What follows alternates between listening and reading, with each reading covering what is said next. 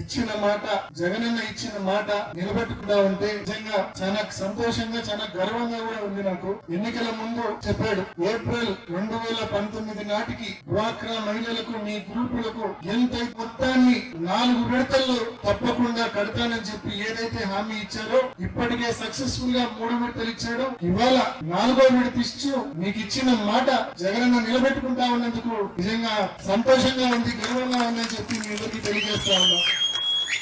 నిజంగా జగనన్న ప్రభుత్వంలో మహిళలకు ఎంత పెద్దపీట వేశారంటే, పిల్లల భవిష్యత్తుకు ఎంత పెద్దపీట వేశారంటే, అవ్వలకు తాతలకు మరి వారిని ఎంత బాగా చూసుకుంటా ఉన్నారంటే నిజంగా మీరే ఆలోచించండి. జగనన్న అందరికంటే ఎక్కువ ఇష్టపడేది చిన్న పిల్లల్లో, అవ్వ తాతల్లో, అక్క చెల్లెమ్మలను. మిమ్మల్ని నిజంగా జగనన్న ప్రభుత్వము అన్న గుండెల్లో పెట్టి చూసుకుంటా ఉన్నాడు. నిజంగా ఇన్ని కోట్ల మంది ఉన్నారు, మీ అందరిని బాగోగులు జగనన్న ప్రభుత్వం చూసుకుంటా ఉంది. నిజంగా మీరే ఆలోచించండి. జగనన్న ప్రభుత్వం వచ్చిన తర్వాత మన పిల్లలు వెళ్ళే బడి ఏ రకంగా మారిందనేది ఒక్కసారి ఆలోచన చేయండి. 8వ తరగతి నుంచి ట్యాబ్లు ఇస్తా ఉన్నారు, ఒక్కసారి ఆలోచన చేయండి. మన పిల్లలు ప్రభుత్వ బడికి వెళ్తే అక్కడ వాళ్ళు చేసే భోజనం గతంలో ఎలా ఉంది, ఇప్పుడు జగనన్న కోరముద్ద ఎలా ఉందో ఒక్కసారి ఆలోచన చేయండి. నాడు నేడు కింద స్కూళ్లు ఎలా అభివృద్ధి చెందాయో ఒక్కసారి ఆలోచన చేయండి. పెన్షన్లు గతంలో 2019 జనవరి నాటికి రాష్ట్రం మొత్తం మీద కేవలం 39 లక్షల పెన్షన్లు 1000 రూపాయలు వచ్చేది 2019 జనవరి నాటికి. ఇవాళ 2024 జనవరి నాటికి సరిగ్గా 5 ఏళ్లలో మరి జగనన్న ప్రభుత్వం వచ్చిన తర్వాత 67 లక్షల మందికి పెన్షన్లు ఇస్తా ఉన్నారు. నెలకు 3000 రూపాయలు ఇస్తా ఉన్నారు. అది కూడా ఇంటికి వచ్చి తలుపు తట్టి అవ్వాతాతలకు పెన్షన్ ఇచ్చే ఏర్పాటు చేస్తా ఉన్నారు జగనన్న సైన్యం వాలంటీర్ల ద్వారా. ఎటువంటి మార్పు ఉందో ఒక్కసారి పెన్షన్ల విషయం కావచ్చు, విద్య విషయం కావచ్చు, అదే విధంగా అక్క చెల్లెమ్మలకు ఇచ్చిన మాట మరి చేయూత కావచ్చు, ఆసరా కావచ్చు, ఈపీసీ నేస్తం కావచ్చు, కాపు నేస్తం కావచ్చు, మరి ఇన్ని రకాలుగా జగనన్న ప్రభుత్వం, అమ్మఒడి కావచ్చు, మరి ఇన్ని రకాలుగా జగనన్న ప్రభుత్వం అండగా నిలబెడతా ఉన్న వైనాన్ని తప్పక గమనించండి, గుర్తించండి అని చెప్పి పేరు పేరున ప్రతి అక్కను, ప్రతి చెల్లెమ్మను మనవి చేస్తా ఉన్నా.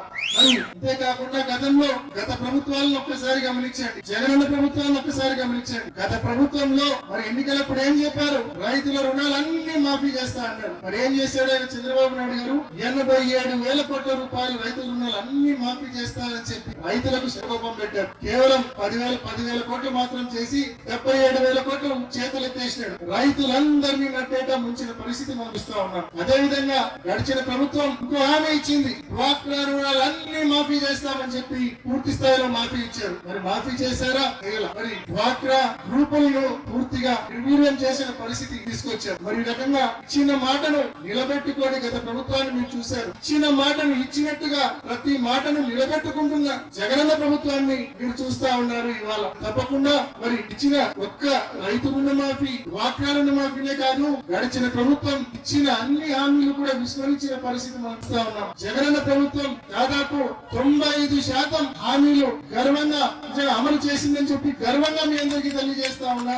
95% ఎన్నికలప్పుడు ఇచ్చిన హామీలు జగనన్న ప్రభుత్వం అమలు చేసి మరి అది అటువంటి విలువలో విశ్వసనీయతతో మరి జగనన్న పరిపాలన చేస్తా ఉన్నాడు. మరి గడిచిన ప్రభుత్వం చంద్రబాబు నాయుడు గారు కేవలం ఒక అబద్ధాన్ని 100 సార్లు చెప్తే నిజమవుతుందని ఆ సిద్ధాంతాన్ని నమ్ముకున్న నాయకుడు చంద్రబాబు నాయుడు గారు అయితే, జగనన్న మాత్రం మరి ఇచ్చిన మాట నిలబెట్టుకోవడం మాత్రమే తెలిసిన నాయకుడు జగన్మోహన్ రెడ్డి గారు అని చెప్పి మీ అందరికీ తెలియజేస్తా ఉన్నా. మరి ఇద్దరి మధ్య తేడాను గమనించండి, 2 ప్రభుత్వాల మధ్య తేడాను గమనించండి. రాబోయే రోజుల్లో ఇంకా ఎన్నో కుళ్ళు కుతంత్ర రాజకీయాలతో చంద్రబాబు నాయుడు గారు మీ దగ్గరికి వస్తారు, విపరీతమైన హామీలు ఇస్తారు. మరి 2014 అప్పుడు ఏ రకంగా హామీలు ఇచ్చారో అంతకు మించి హామీలు ఇస్తాడు. ఎందుకంటే కేవలం చెప్పేదే కదా, చేసేదే ముందదు కదా. 2014లో చెప్పినాడు, చేయడంలో విఫలమైనాడు. ఇప్పుడు కూడా అధికారం కోసం, కుర్చీ కోసం ఇష్టం వచ్చినట్టు హామీలు ఇస్తా ఉన్నాడు. తస్మాత్ జాగ్రత్త అని చెప్పి మిమ్మల్ని అందరినీ కూడా మనవి చేస్తా ఉన్నా.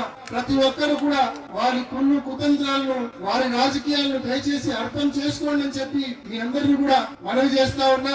ఒక మాట ఇచ్చాడంటే ఎన్ని కష్టాలైనా, ఎన్ని నష్టాలైనా అది నెరవేర్చే నాయకుడు జగన్మోహన్ రెడ్డి గారు. ఎందుకు ఈ మాట అంటున్నా అంటే, నిజంగా మీ అందరికీ తెలుసు, మనం అధికారంలోకి వచ్చాక 2 సంవత్సరాలు కోవిడ్ వలన, కరోనా వలన చాలా నష్టపోయాం. మనం వ్యక్తిగతంగా కుటుంబాలు చాలా నష్టపోయినాయి. అదే విధంగా రాష్ట్ర ప్రభుత్వం కూడా రావాల్సిన రాబడి ప్రభుత్వానికి రావాల్సిన రాబడి రాకపోగా ఈ కరోనా వలన ఖర్చు విపరీతంగా కోవిడ్ ఎదుర్కోవడానికి వేలాది కోట్ల రూపాయలు ఖర్చు పెట్టవలసి వచ్చింది. ఒక పక్క రాబడి రాలేదు, మరో పక్క వేల కోట్ల ఖర్చు. మరి ఇవేమి కారణాలు చెప్పలేదు జగనన్న. మామూలుగా మరొక నాయకుడు అయితే గన 2 ఏళ్ల కోవిడ్ నుండి అనుకోకుండా ప్రపంచానికే విపత్తు వచ్చింది. మరి అనుకున్న విధంగా రాష్ట్ర ఖజానాకు రాబడి రాలేదు కాబట్టి నేను హామీలు అమలు చేయడం లేదని చెప్పేవారేమో వేరే వారు ఉంటే. కానీ జగన్ అన్నటువంటి కారణాలు వెతకలేదు. జగనన్న ఎలా ఇవ్వాలి అని చెప్పి కారణం వెతికాడు తప్ప ఎలా ఇవ్వకూడదు అని చెప్పి ఏ రోజు కారణాలు వెతకలేదనే విషయాన్ని ప్రతి ఒక్కరూ గమనించండి.